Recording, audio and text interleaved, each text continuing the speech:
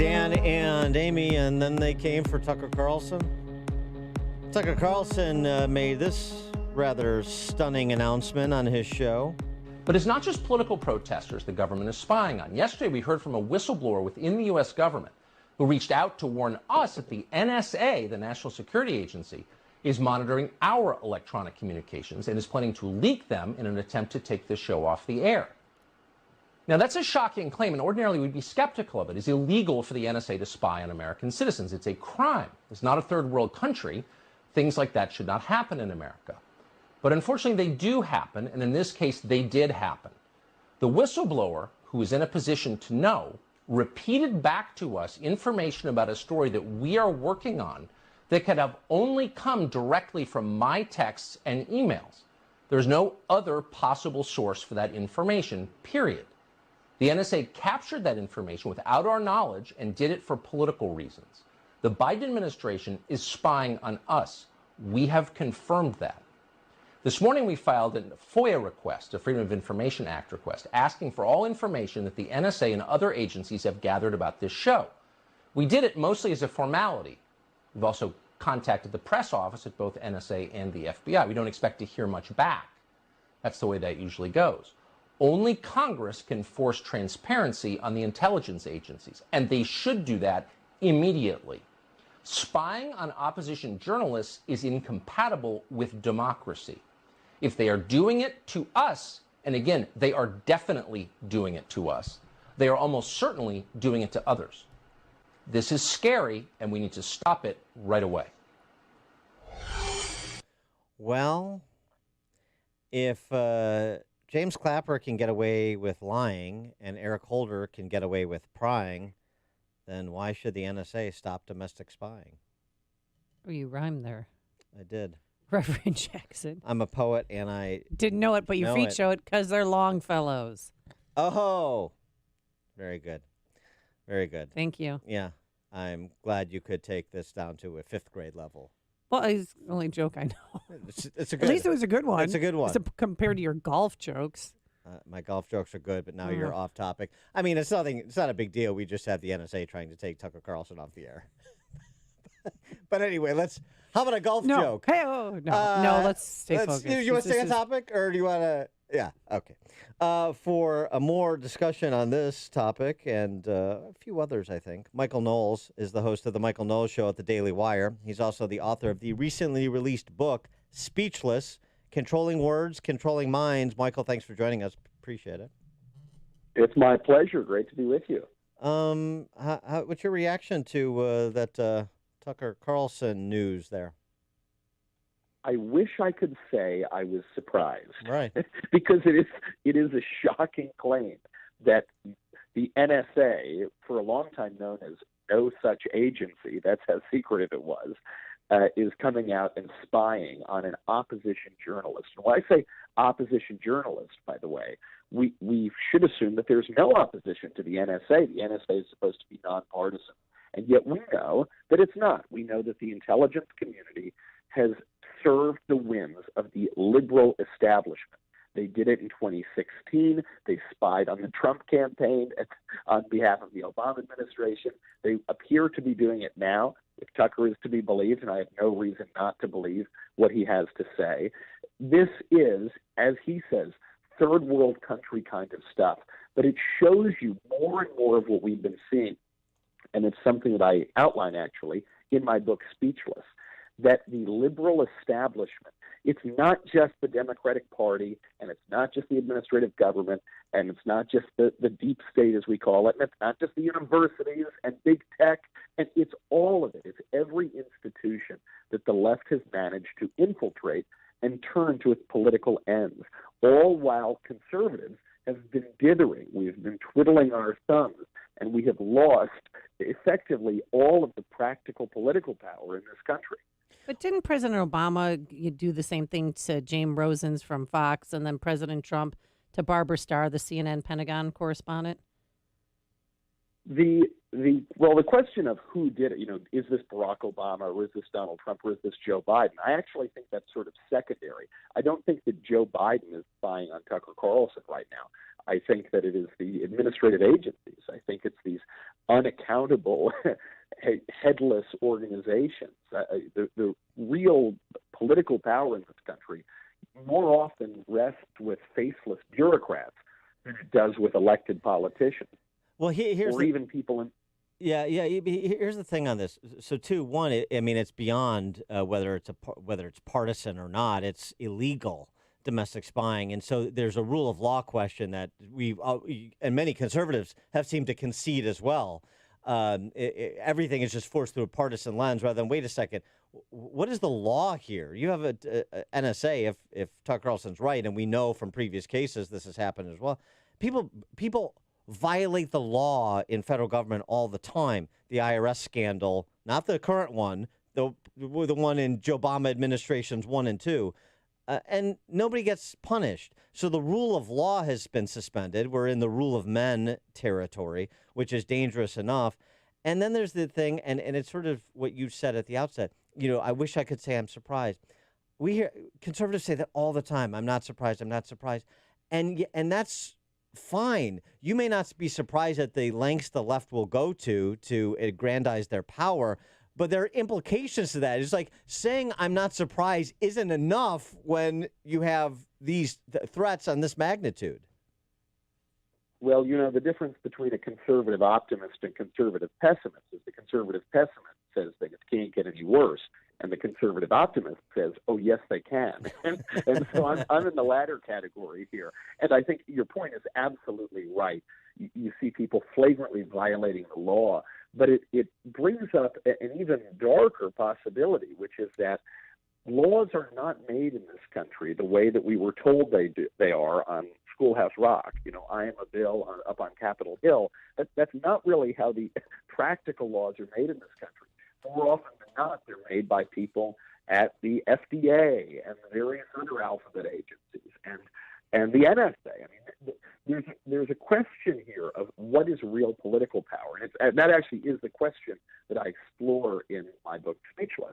Yes, we send people to Congress, we send people to the Senate, but really the regulations, the laws, the standards, the taboos, the threats, the intimidation that now Tucker Carlson is facing from the NSA, that I think is what effectively governs the country.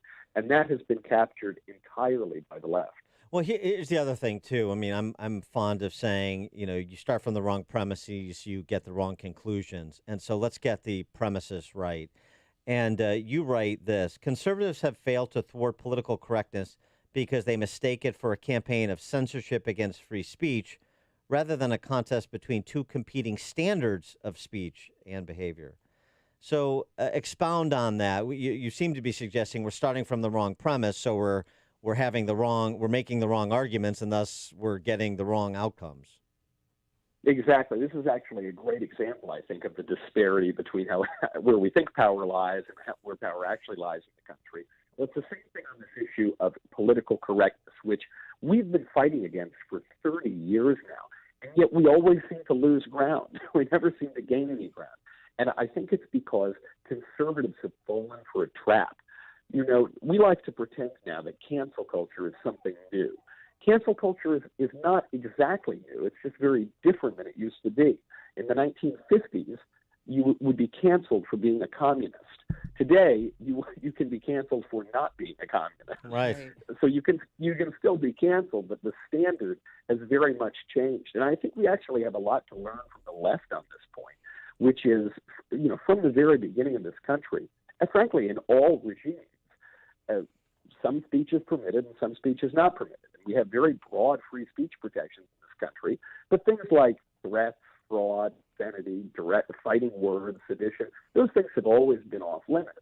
And, in some ways now we have less free speech. In some ways now I suppose we can say more things. I can go on television and say every naughty word that George Carlin told me not to say, but I'm not allowed to say that a man is not a woman. that actually could get me to lose my job or be punished in schools or other sorts of consequences. So I think we need to begin by offering a substantive vision of politics. Free speech in the abstract doesn't mean anything for people who have nothing to say. Well, where did political correctness come from? So political correctness is I think it's the strongest term for this scourge. We now call it wokeness, also cancel culture. But Donald Trump in 2016 said that political correctness is the greatest threat in this country. And yet it goes back not just to the 90s or the 80s. Some people think it goes back to the 60s. I think it goes back further still. I think it begins at the very least in the 1920s. And I think it takes its lead from a line from Karl Marx. We blame Karl Marx for a lot of terrible things, but frankly, the man was responsible for a lot of terrible things. And he famously called for the ruthless criticism of all that exists. And his ideological heirs took this lead and formulated it into something called critical theory. Now we talk about the derivation of that, critical race theory. You see this rise up during the New Left. This call to debunk, deconstruct, tear down the statues. That is what I think political correctness is after, a total destruction of the traditional standards. And because nature abhors a vacuum, when those standards are abandoned, the standards of the left will come into their place. And at the moment, the only two ways that conservatives react to political correctness are either the squishes going along with it or the more stalwart conservatives who basically get rid of standards altogether. But either way, that is going to advance the left's premise by upending our traditional culture. Right. I mean, going back to the 20s too, it's not just Marx, but it's also the Frankfurt School like Marcuse. But here's the thing. I mean, just to fast forward in the modern context, I was thinking about this when I was looking at your book too. I mean, I remember, I think it was my senior year of college, undergrad. So this is the mid 90s. Number one bestseller, Politically Correct Holiday Stories by James Finn Garner, which was a parody on political correctness. Number one bestseller. That's 25 years ago plus, and people are just waking up to all of this cancel culture, woke, whatever term you want to use. I use new Marxism, but they're just But this is it was being parodied 25 years ago, so there had to be something that had taken hold in order to have a successful parody that James Finn Garner had, and I just see. What Shelby Steele refers to as the culture of deference. That has so crippled conservatives. We defer. We're going to not take up this fight so that we can prepare to not take up the next one. I think that's a great description, a very sad one, but a true one. The line I hear so often from conservatives on these semantic battles, right now I suppose the most prominent one is the pronouns. Can I call a man he, or do I have to call him she? And so many conservatives will say, "Oh, who cares? Yeah. Oh, it's just pronouns. Who Right. cares?" Well, my answer to that is the left cares. The left obviously is investing a lot of time, energy, and money. Perhaps they care for a reason, and maybe we should care too. Yeah, no, precisely. And so, I mean, I guess the question is then, so for those who do want to engage and take up these battles and go to a school board meeting and take on the school board over the critical race theory curriculum or what have you, I mean, what do you say to them? What is the way back to make? Is there a way back to cultural restoration? And if there is, what does it look like? The parents who are showing up to these school board meetings to complain about critical race theory are maybe the sole thing that is giving me hope that we can possibly fight back against this. And you've had so many Republican and conservative leaders just derelict their duty. But the parents are coming out and they're saying, no, forget about all your kooky theories and forget about, the Republicans' priorities of just moving on to the next tax cut and ignoring basically every substantive issue. We are not going to allow this poison into our schools. We ought to have a say in our kids' education.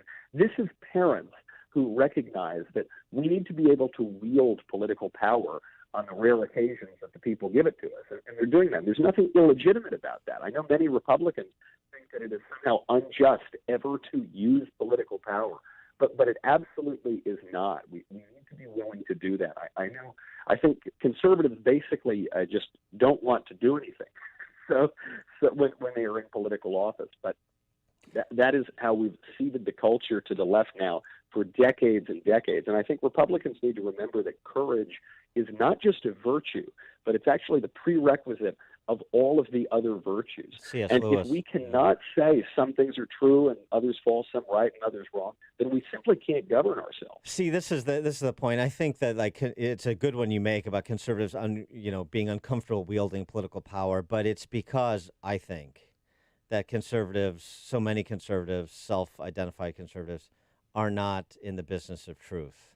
So many have ceded the importance of truth to the importance of money. In other words, capitalism, free markets is a religion to conservatives today because it's easier. It's easier to get more people on board. You don't have to take on the water you take on for any of these sort of cultural, moral fights. And so capitalism is my church. And so it's about money. It's not about faith. So it's about the temporal. It's not about the eternal. I think you are 100% right about that. But the irony, of course, is that just even in their cynical, practical calculation, these economics first Republicans are just simply wrong. Nobody wakes up in a cold sweat in the middle of the night thinking about marginal tax rates. I like a tax cut as much as the next guy. Nobody wakes up screaming because of occupational licensing reform. These economic matters, which are important in their place, they follow from the broader cultural issues. That is what motivates people. These parents of all sorts of races, of all sorts of backgrounds, are showing up to their school board not to protest over regulation. They're showing up because their kids are being fed poison about sex and race in their schools. And so I think if Republicans would dig in a little bit on these issues, they'd actually probably have more electoral success as well. And they would have the side effect of actually accomplishing something important. He is Michael Knowles. He's a host of the Michael Knowles Show at the Daily Wire, dailywire.com. Also, pick up his new book, Speechless, Controlling Words, Controlling Minds, which we were discussing. Michael, thanks for joining us. Good luck with the book. So great to be with you both. Thanks so much. Thank you. And he joined us on our turnkey.pro answer line. If you're talking about it, Dan and Amy are talking about it. It's Chicago's Morning Answer on AM 560. The Answer. This is a metaphor for your business's journey. Sometimes it feels like the course keeps changing right before your eyes. Whoa! And in order to maneuver it, you need an expert by your side. That's what Dell Technologies advisors do. They have the tech solutions you need to help you get out in front and stay ahead of the game. Whew. For advice on solutions like XPS 13 laptops powered by Intel Evo platform, call an advisor today at 877-ASK-DELL. Hi, this is Joe Cordell with the law firm Cordell & Cordell. When the prospect of divorce becomes a reality, you need a partner that you can count on. If you're a man in this situation, consider contacting Cordell & Cordell. We've helped men navigate complex legal matters for